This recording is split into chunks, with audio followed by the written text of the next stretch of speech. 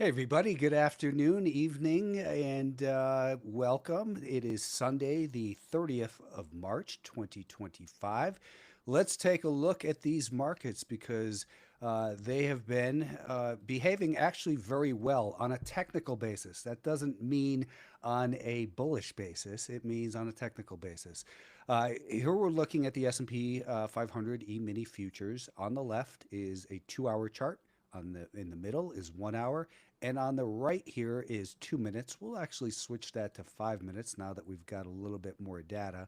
And what we're looking at here, first of all, last week we started out last Sunday night right here. We were gapping up a little bit after the prior Friday's sell-off, and that week-to-date volume-weighted average price begins at the very first minute of Sunday at 6 p.m. Eastern time. And at that point, that's where our new week to date volume weighted average price is. So right now, we have gapped lower for the S&P 500 futures. We're currently down about a half of a percentage point. We're trading right around the new daily slash week to date volume weighted average price. This will build out every day into a week to date volume weighted average price, similar to last week's.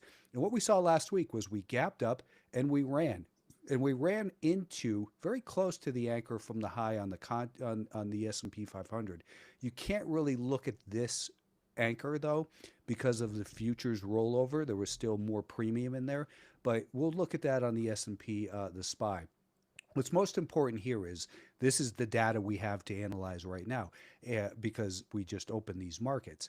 And what we saw last week was as the week to date volume weighted average price gave way right here, that's when the sell-off really began and it got the snot kicked out of it. Now we're approaching the contract low down here at 55.63. So I'm hoping that we exceed that low and make a new year-to-date low. Not because I want people to lose money, but because that's how a bottom can potentially form, is something along the lines of this. And maybe even Monday we see a really bad day, and then Tuesday, as all this tariff data gets out of the way, then we can begin a new bounce. Now, let me, while I have TradingView on here, let's talk very quickly about Bitcoin because Bitcoin is doing exactly what it's supposed to do. It had made that pattern, as we spoke about last week, of these higher highs and higher lows. That pattern was broken right here at 86.3, and now we're in a downtrend. I'm hoping that we kind of do a little bit of this and come down towards that 68 level. The bottom line is I don't hope this because I'm a jerk and I want people to lose money, because that's how we need a bottom to form, is to get some real fear into this market. And if we give back all the gains from the election, the path of least resistance is lower. Like it or not, don't shoot the messenger here. I'm just the guy looking at these charts saying, here's how it looks like to me. So let's take a look now at TC2000, where I look at all my equities charts. And there, I've got to get that stuff out of my way.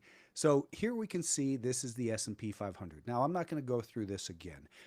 This was a scenario I did over the weekend for, actually on Friday. So you can go take a look at that. What I want to do instead is take a look at what we spoke about, if you recall, last week.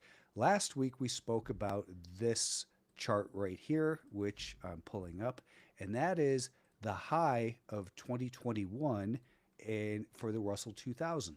So the daily chart is on the right. And if you recall, the 2021 high, we had broken some resistance, run to a new all-time high for the Russell 2000, and then started to pull back. From that failed breakout came a fast move lower.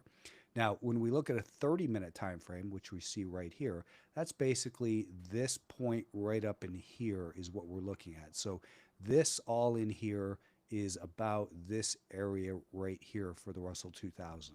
So the Russell 2000 saw this 13% decline, and then it rallied up right to the anchor from that all-time high from this point right here. And it came down, it bounced up to the anchor from that peak, it made a lower low, then it made a higher high right at the declining 50-day moving average though, and this market continued significantly lower. I'm not looking at this as a blueprint for today's market, but I am looking at it and saying, Here's where we have the opportunity for this market to maybe follow along the same type of um, why that this damn camera's in the way. I'm not used to having a camera right there in front of me. So maybe this market has a similar type of situation unfolding. For the S&P 500, what I'd really like to see this week would be a pullback down to here. Now that would make a new low at about 544. That is the 2-year anchored volume weighted average price. So from January 3rd of 2024 right up until here we saw it tested, here we saw it tested, and hopefully we'll see that tested again. So maybe, I was thinking maybe we'll get a bounce on Monday. That's kind of, that scenario is out the window right now.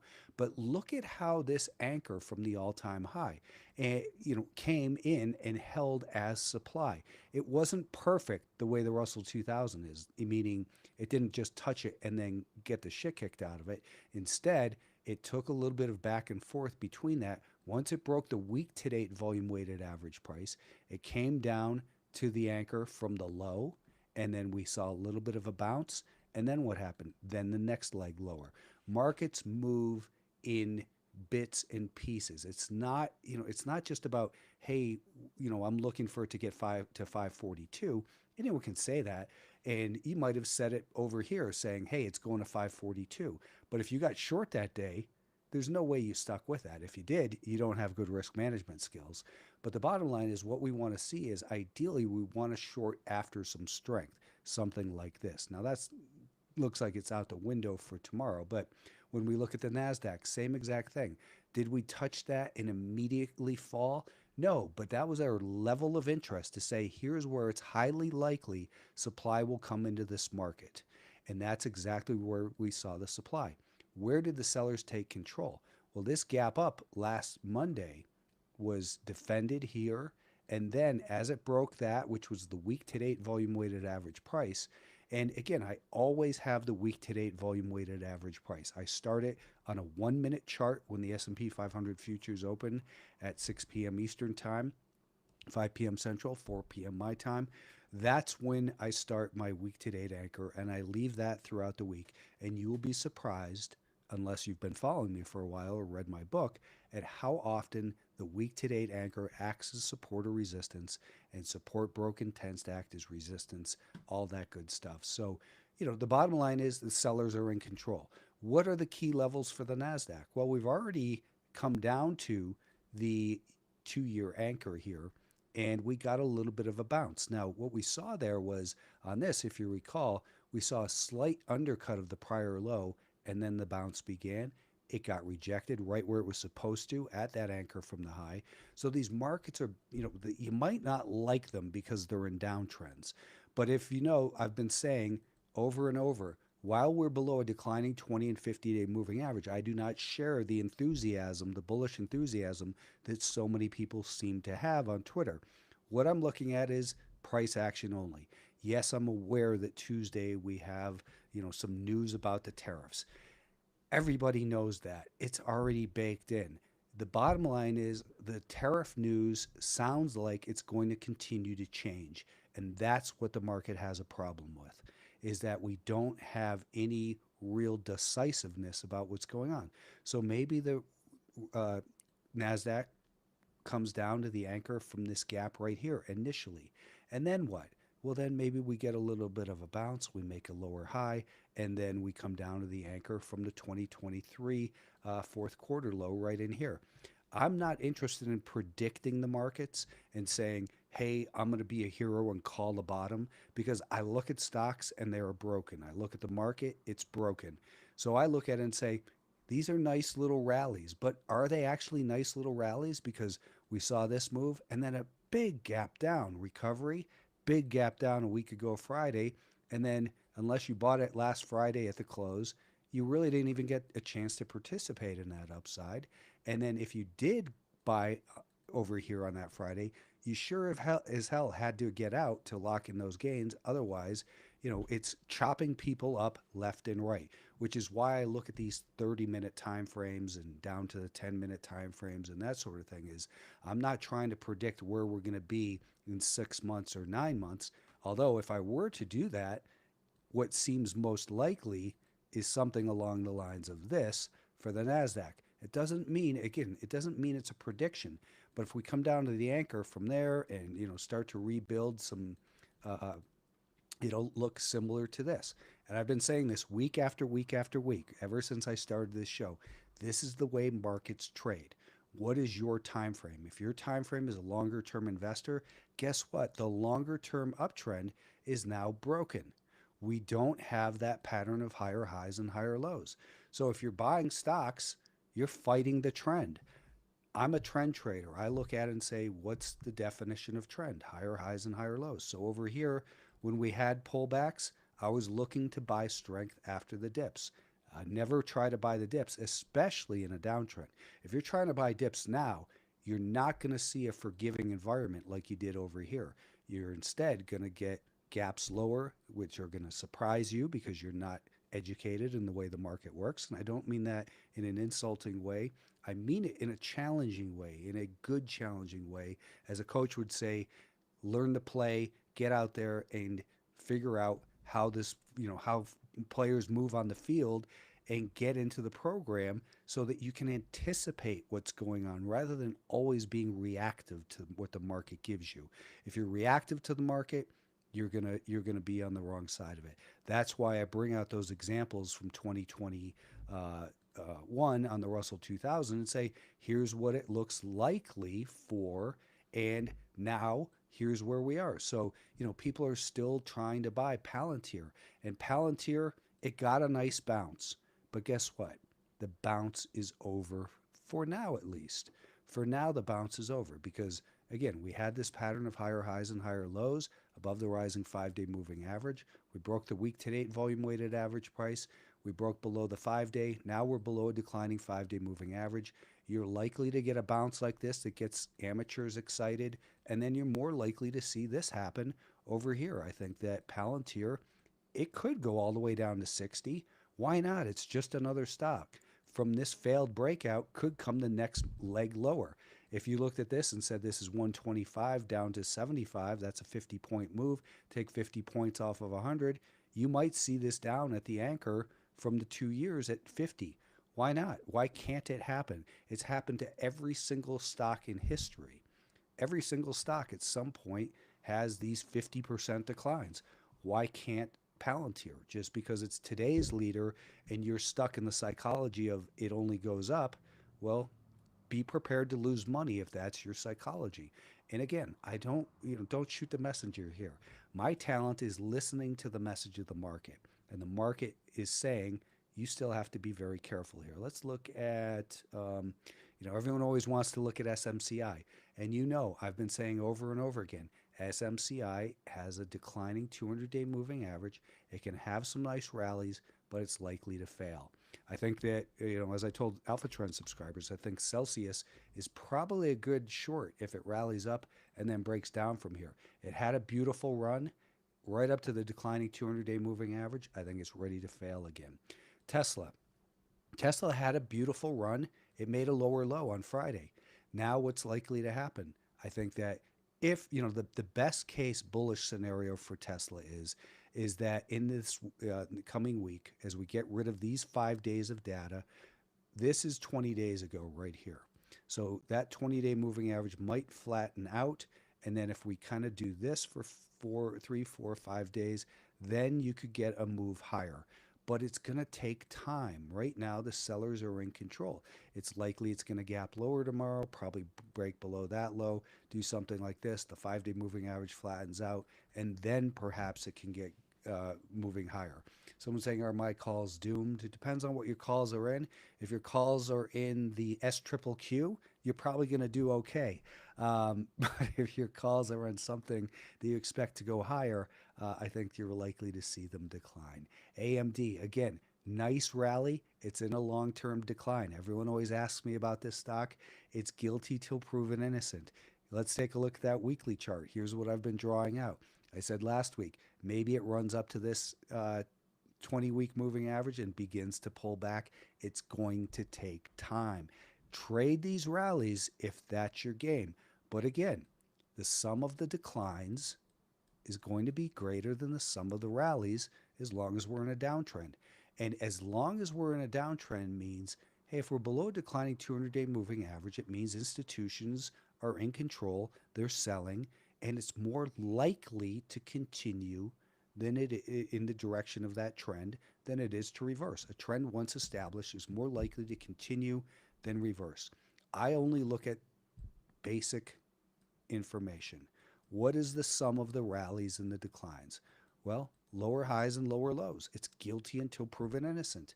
Everyone wants to buy AMD. I don't know why, because it's in a downtrend. You should be looking at it and saying, hey, if it rallies up like this and then breaks down here, I want to be short here with a stop above that level because the path of least resistance is lower in this stock. It's if they don't scare you out, they'll typically wear you out. So I've asked Alpha Trends members for some stocks that they want to look at, and I want to always give them paying subscribers to Alpha Trends the best access. And Apple. Apple came down to the 2-year anchor right here, and it got a bounce. It bounced where? Right at up to the declining 20-day moving average. Now it's broken the 5-day moving average. On Monday, the 5-day moving average is going to be flattening out. I think what's likely for Apple is something like this, is that it comes down, undercuts this low at a minimum, and then maybe you can get a bounce. But again, what's the most recent pattern? Lower highs and lower lows. Apple is in a downtrend. It's guilty until proven innocent. How about MOD? And again, same story. What do we have here? We have a stock that's been in this massive uptrend, but that massive uptrend has reversed. We're below the declining 20, 31, and 42-week moving average. The 200-day moving average is declining. It got a little bit oversold here is the only thing I could say, is maybe if it rallies up like this, then I'm hoping you're looking at it shorting it right here. Lower highs and lower lows. It's broken. It's below the declining moving averages. How about eBay? Most of these stocks are going to look the same. eBay looks neutral, and today's relative strength in a bearish environment, today's relative strength is tomorrow's loser. Just because it's going sideways doesn't mean it's anything special. It just means most likely that they're waiting to sell this stock. If it does something like this, and let's say it gets above there, and if it can hold, and if, let's say we're looking to be bullish, if you buy right here with a stop here, and then it rallies up, raise your stop here, and if it moves to there, raise your stop up. But right now, what is the average stock doing? The average stock is declining. Why would you expect eBay to be any different? What's more likely is that it's sucking people in right here. It's going to get trapped under that anchor from the election, and it's going to come down and test the 200-day moving average. Until we see the market change, until we see some clarity, and I don't think we're going to see it anytime soon, because of the political background. The opinions are going to change from day to day. One day it's going to look all bullish, the market cap's up, and guess what institutions are going to do? They're going to say, we've seen this play before. We've seen that things look like, hey, maybe he's being reasonable here about these tariffs, and we can start to buy stocks. Some institutions will do that, but the smarter institutions are likely to say, we've seen this play before, let's lighten our exposure, and we're going to see a pattern of lower highs and lower lows. We have a heightened heightened state of uncertainty in this market. IBM, people have been asking me about this for the last month because it's holding up better than the average stock. It came down to the anchor from the election. What I think is going to happen, we have lower highs and we have lower lows. We probably test this and then fall apart. It's just what stocks are doing. It's not that I'm bearish. I'm just listening objectively to the market message of the market. Kava, it came down through the anchor from the IPO. It's testing it again. Maybe it can buck the trend for a little while and rally all the way to the 50. You better sell if it does, because it's more likely to do this. These markets are in downtrends. How about VZ? Verizon. How can you trade a stock that does this? You look at the personality of the stock, and it just looks completely schizo to me. It's supposedly a blue chip stock, but it is just insane. I think it's probably going to trap people and probably fall apart. Again, I'm not trying to be negative about this market. I'm just looking at it realistically. How about Nike? Nike, it's in a downtrend. It's guilty till proven innocent. It's a piece of garbage stock right now. You might like their brand, might like their stock, and you might think you're buying a bargain, just like these people did all the way over in here, thinking, well, I'll just buy it for my long term account. Wait until we see these longer term moving averages flatten out and begin to rise and stock prices do something like this. There is no reason to buy it. Over here, absolutely buy it with a stop there. Similar to buying over here with a stop there. But right now, the sellers are in control. Nike is a garbage stock. How about Redfin? Redfin on the, here's our weekly chart. It's again, it's another choppy name. If we look at the daily time frame, it behaves better than your average stock, but it is right now below the declining 5-day moving average. So if I want to be interested in this, it's either going to do this and completely fail, which seems most likely because that's what most stocks are doing. But if instead it can do this on a shorter term time frame, then maybe it's worth a shot to take a small piece against the primary trend of the overall market to buy it here with a stop under there. But right now, it's just a stock that's pulling back, no big deal. Most of these stocks that have looked like this, have failed completely. UPST, looked like that over here. There's just dozens and dozens, hundreds of stocks that have done this. The bottom line is most of these stocks just look awful. And, you know, you're wanting to be bullish and you're wanting to be long.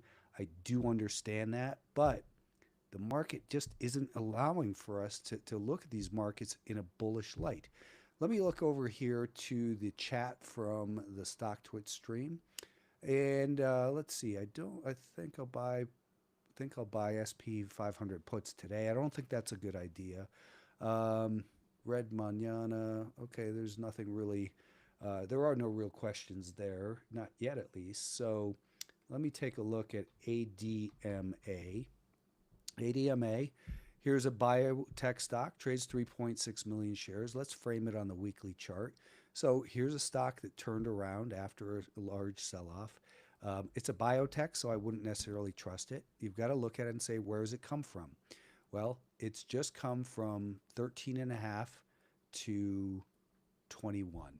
So it's just rallied 50% in what period of time from the low this month. You're not early to this stock, that's for sure. Now, what are we seeing? Well, we've seen a pattern of higher highs and higher lows above a rising 5-day moving average. Now we see a tide high, a higher low, a lower high.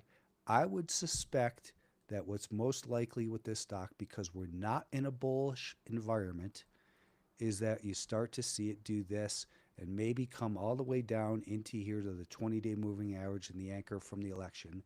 Again, I'm not trying to be bearish. I'm just looking at saying, what happens to the average stock that was just up 50% in the last month recently? They're not going and doubling. They're instead distributing, which this looks like it's starting to distribute here, very similar to what I've been talking about in the financial stocks. If you look at the XLF, what we saw, the same exact thing, is that we saw lower highs and lower lows, started to go sideways, higher highs and higher lows, and went sideways. Now we have lower highs and lower lows. So again, people will accuse me of why are you so bearish? Because that's what price action is telling me. How about Take Two? Take Two looks like a perfect failed breakout. From failed moves come fast moves. Does that remind anyone of a major market recently, like the S&P 500? It broke out and failed. And if you go back and look at my video from that day, you'll say we have to be very careful. As it broke down, this could be from a failed move comes a fast move. Well, guess what? Take Two, I don't think it's any different than any other stock out there. It's been in this prolonged uptrend. It broke out to a new high. It suckered in breakout chasers, and now it's highly likely, as long as it stays below this declining 5-day moving average, you want nothing to do with it. Instead, if it does this, don't get excited because it's more likely to do this and this. And that's, and maybe in 2 weeks it does this, and then you can buy it. And if the market allows you to hold it because it's making higher highs and higher lows, then buy it. But right now, it looks like it's probably going to head down to the year to date anchor near 200, another 5% lower, and probably quickly. It's just that's the environment. What's the deal with Tesla? I spoke about Tesla at the beginning of it, so please check the recording on that. I see you. Are you kidding me? I see a piece of garbage, is what I see. Here's a stock in a much longer term downtrend. And look at the history of the company. It rallies up, has these big spikes. And what happens after each one of these spikes? It just gets the shit kicked out of it. This is a terrible stock to own. It's $1.70. It keeps trapping people, and I would expect new lows here really soon. How about Restoration Hardware? Earnings are due Tuesday. It's a broken stock, like all these stocks. It's below all the declining moving averages. The only thing you can say about Restoration Hardware is that from this failed move came this fast move. Now it's down here. It's likely, I think the most likely scenario is if it's going to turn around, it's probably going to have to undercut that low first, and then maybe it's oversold enough for a little bit of a bounce. But if they don't scare you out, they'll wear you out. And here, failed breakout. It, Restoration Hardware looks like it's in need of resuscitation. Intel. Intel is, again, it's just another stock that rallied up with a declining 200-day moving average, and it's failing once again. Now, maybe it's going to try to hold in here, but it's still in this period on the weekly chart of if they didn't scare you out, they'll wear you out. Best case scenario is we're about right here in this similar situation. And maybe in a couple weeks or months, we can see these longer term moving averages flatten out and it can get going from here. Calls on Qualcomm. Qualcomm actually looks awful. Qualcomm looks like it's sitting on the edge of a precipice here. It has lower highs. It has a declining 20, 31, and 42-week moving average. Unless this is some kind of bear trap right in here, I think that Qualcomm could be headed much lower. Someone's looking to buy calls on this. I don't sell calls naked, but man, Qualcomm just does not look good to me. We're in a bearish environment. Whether this market turns into a bear market, meaning down 20%, by the time we're down 20%, it's probably time to buy. How about VRT, is someone asking me. VRT is a broken momentum name. It is in look at the weekly chart. It's below. What's the pattern of the highs and lows? Is it higher highs and higher lows like it was over here? Or is it lower highs and lower lows? So maybe you get something like this, but it's going to take time. It did not find buyers at the 200-day moving average. So what happened last time? It didn't find buyers at the 200 right here. Instead, it took a year and a half. If they didn't scare you out over here on this massive decline, and with 30 down to 7, that's a huge decline. If they didn't scare you out, it took you a year and a half to go sideways. So maybe that 42-week moving average, again, maybe these things need to do something like this, and maybe it's done. Maybe it's even done going down, but they correct price-wise first, then time-wise, they rebuild, and then maybe by the fourth quarter of the year, they can rebuild and start to rally again. But man, these things are just broken. Quit trying to buy stocks in downtrends. LASR, are you joking me? It looks like it's going out of business. It's at an all-time low. Why would anyone want to buy this? Just because no one's bought it lower than you? No one's bought it lower than you because everyone thinks it's a piece of shit, and they're thinking it's probably going out of business. It got stuck at the declining 20-day moving average, which is below the 50, which is below the 200, which is declining. It looks like it's going out of business. ASML, it's on the edge of a precipice. We have lower highs. We have more repeated tests of support. We're in a bearish environment, people. They can turn around, but we're not interested in what's possible. We're interested in what's probable. Is it probable it's just going to do this? No, not really. Think about the odds. Understand market structure. I do this every single day for subscribers to alphatrends.net and on Twitter for 10 bucks a month. I do daily analysis as well. Get familiar with market structure. Try to understand how the market works. It's all about, what is the definition of trend for the time frame you're trading on. Look at this ASML.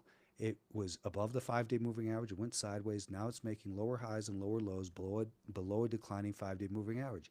It's guilty until proven innocent. Thank you, everybody, for tuning in. We're going to do this again next Sunday. Same place, same time. If you want more, again, alphatrends.net or twitter.com, Twitter, whatever, x.com, whatever they call it now. 10 bucks a month. I'll give you daily analysis, and it's a great deal. So thank you again, everybody, and have a good evening.